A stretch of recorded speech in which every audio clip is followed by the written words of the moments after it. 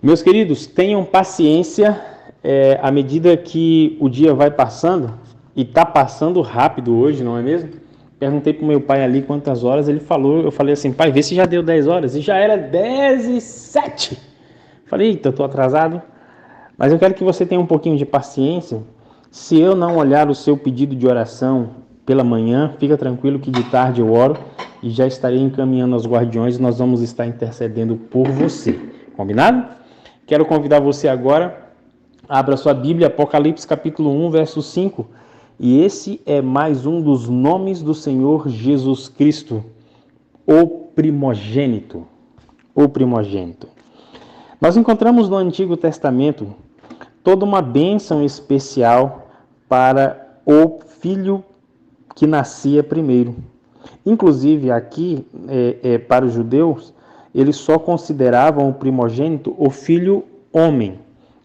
Se fosse menina, não era primogênita, tá? Eles não recebiam as bênçãos especiais, que inclusive tinha toda tinha toda uma preparação, né, em relação à herança, a bênção da primogenitura. A gente conhece uma história famosa entre Jacó e Esaú e a luta, né, a venda da primogenitura de Esaú para Jacó. Mas Cristo aqui é apresentado como o primogênito, o primeiro. E quando a gente olha para Cristo como sendo o primogênito, nós poderíamos aqui desdobrar em várias linhas de reflexões. Realmente, nós poderíamos ficar um jejum inteiro só falando sobre isso. Mas eu quero abordar aqui uma das linhas que, para mim, ela faz muito sentido e eu tenho certeza que nesse momento que estamos vivendo de pandemia, pode falar muito ao nosso coração. Quando Cristo entrega a sua vida na cruz do Calvário, ele passa para a sepultura, os discípulos e as mulheres fazem ali o embalsamento do corpo de Cristo, junto com José de Arimateia. E logo no amanhecer, isso foi na sexta-feira de tarde, Jesus repousa na sepultura no sábado, conforme o mandamento, e ao amanhecer do domingo, o anjo voa do céu, obedecendo a ordem do Deus Todo-Poderoso, remove a pedra da sepultura e diz: Jesus, filho de Davi, teu pai te chama. E o Senhor Jesus ressuscita, revestido de glória e de majestade.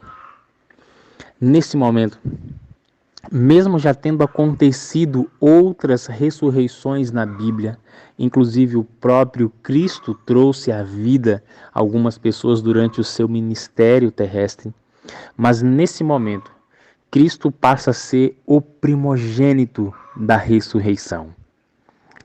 E esta ressurreição do nosso primogênito, o Senhor Jesus, abre e sela a garantia da ressurreição para todos os justos em todas as eras, desde Adão até o último no dia da volta do Senhor Jesus.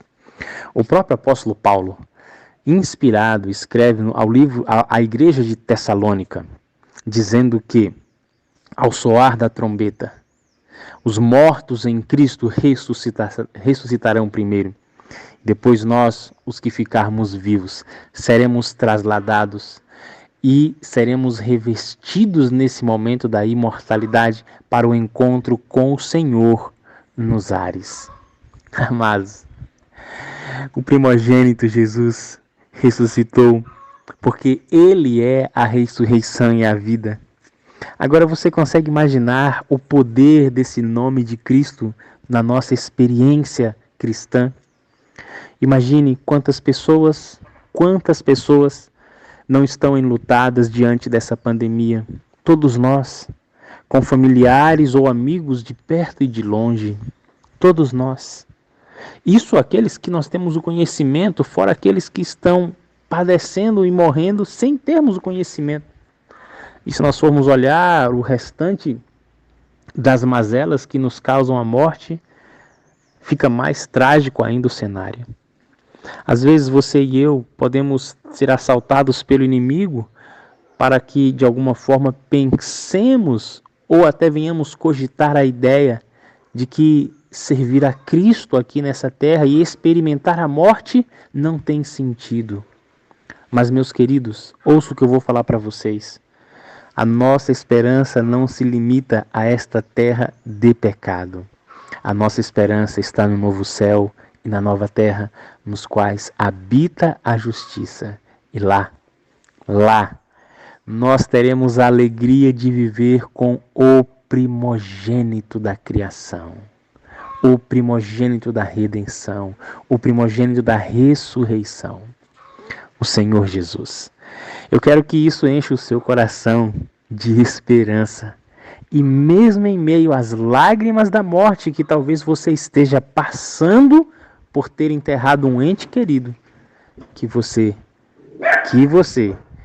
seja confortado ou confortada no Senhor.